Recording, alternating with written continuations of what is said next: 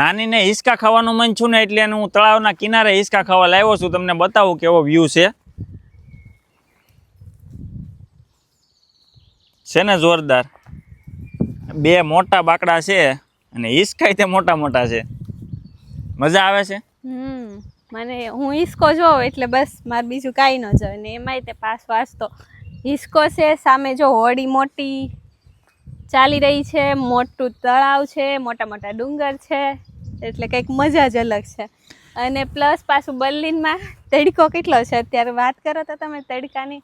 આજે શું કહેવાય 25 ડિગ્રી છે, 28 ડિગ્રી સુધી જવાનું છે. હજી સવારના 9 જ વાગ્યા છે. તો આ છે ને આ તડકો ગરમ મતલબ ગરમી લાગવા મળી છે. ફૂલ વામ વાતાવરણ છે.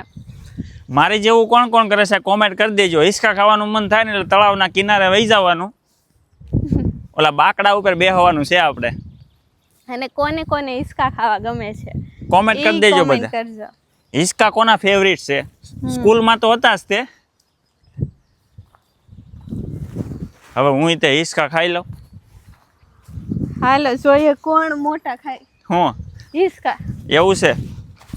પણ મેં તો શું કહેવાય કે વિડીયો ઉતારતા તો વાહ મજા આવે. હો પણ શેતાન ઓલા ભાઈ તો આપણી બાજુ જ આવે છે. થોડી વાળા આવે છે.